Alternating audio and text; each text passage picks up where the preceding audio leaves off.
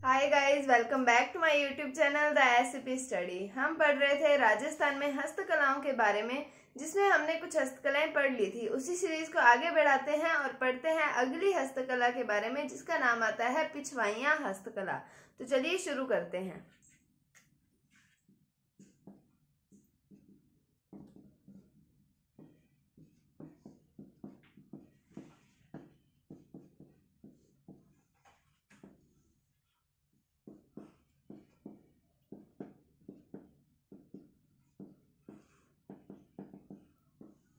तो अब हम बात करें पिछवाइयां हस्तकला की, तो ये प्रसिद्ध कहाँ की है? तो ये प्रसिद्ध है नाथद्वारा राजसमंद की।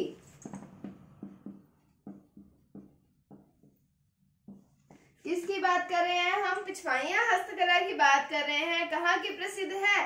नाथद्वारा राजसमंद की प्रसिद्ध है।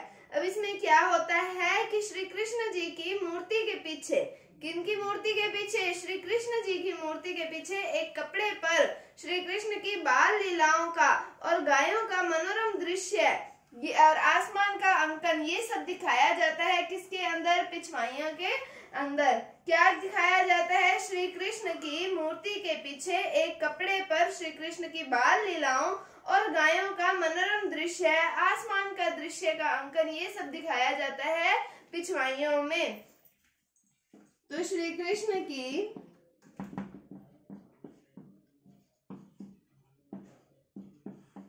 मूर्ति के पीछे गायों का दृश्य व आसमान का दृश्य अंकित किया जाता है।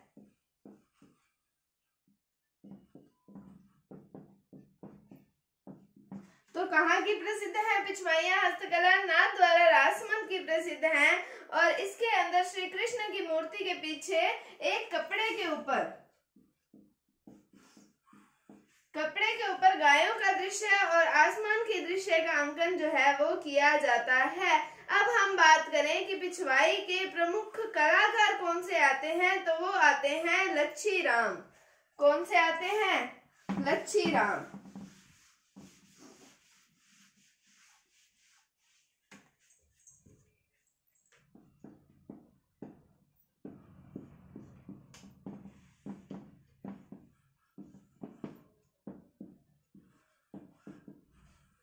प्रमुख केंद्र क्या है पिछवाइयों का? तो वो आता है नाथद्वारा राजसमंद। और प्रमुख कलाकार कौन से आते हैं? तो वो आते हैं लच्छीराम। और पिछवाई कला को जीवंत रखने वाले कलाकारों में कौन से आते हैं? वो आते हैं घनश्याम निम्बाई और कैलाश शर्मा। क्या है? पिछवाई कला को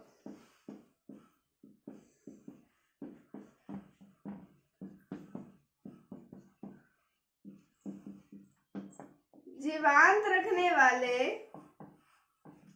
कलाकारों में घनश्याम निम्बाई,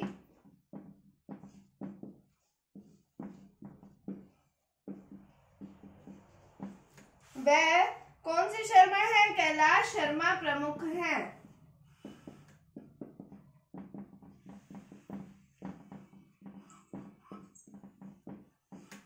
मतलब इस कला को बनाए रखने वाले कलाकारों के अंदर घनश्याम निम्बाई और कैलाश शर्मा जो हैं वो प्रमुख हैं। तो ये थी पिछवाइयां हस्तकला। क्या पढ़ा हमने इसके बारे में? प्रमुख, इसका प्रसिद्ध स्थान कौन सा है?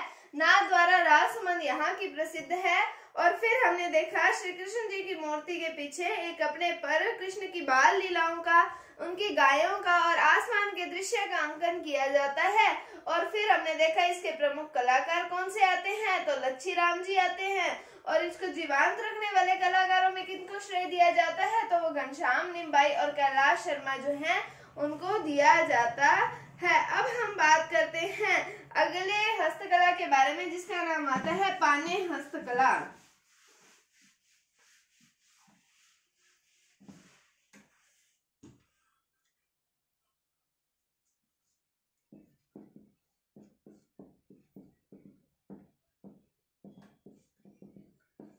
तो बात करते हैं पाने चर्चा की कि इसके अंदर क्या होता है कि सूक्ष्म कागज पर देवी देवताओं के चित्र जो होते हैं वो कहलाते हैं पाने। क्या कहलाते हैं?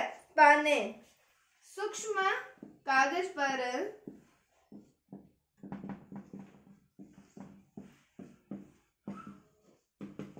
देवी देवताओं के चित्र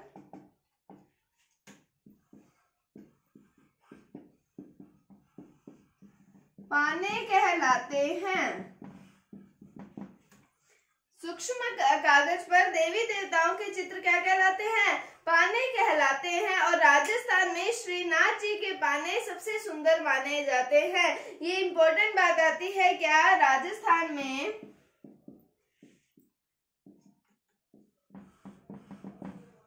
श्रीनाथ जी के पाने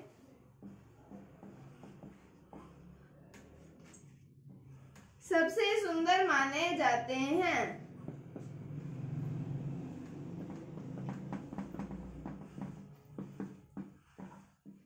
तो ये था पाने हस्तकला के बारे में कि सूक्ष्म कागज पर देवी देवताओं के चित्र क्या कहलाते हैं? पाने कहलाते हैं।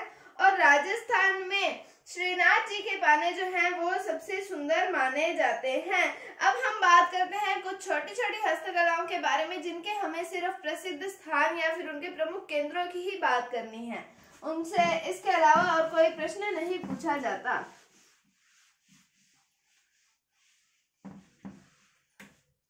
तो हम बात करें सबसे पहले लोहे के औजार। ये कहाँ के प्रसिद्ध हैं? तो ये प्रसिद्ध है नागौर के। लोहे के औजार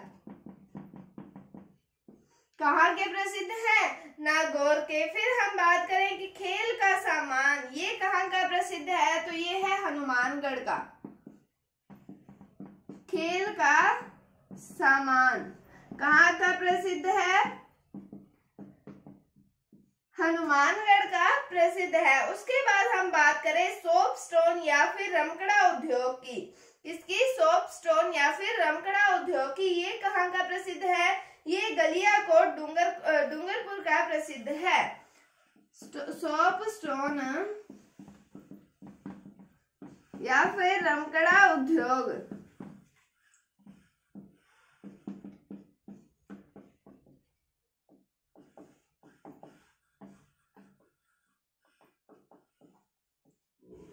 कहाँ का प्रसिद्ध है? गलियाकोट डूंगरपुर का प्रसिद्ध है। तो लोहे के औजार कहाँ के प्रसिद्ध है? नागौर के। खेल का सामान हनुमानगढ़ और सोप स्टोन गलियाकोट डूंगरपुर का प्रसिद्ध है। तो आज के लिए इतना ही। उम्मीद है आपको टॉपिक समझ आया होगा। अगर आपको इसमें कोई डाउट है तो आप कमेंट सेक्शन में पूछ सकते हैं। अगर आपको वीडियो थोड़ी सी भी अच्छी लगी है तो इसे लाइक कीजिए, शेयर कीजिए। चैनल पर नए हैं तो इसे सब्सक्राइब जरूर कीजिए। Thank you. Thanks for watching. Bye bye.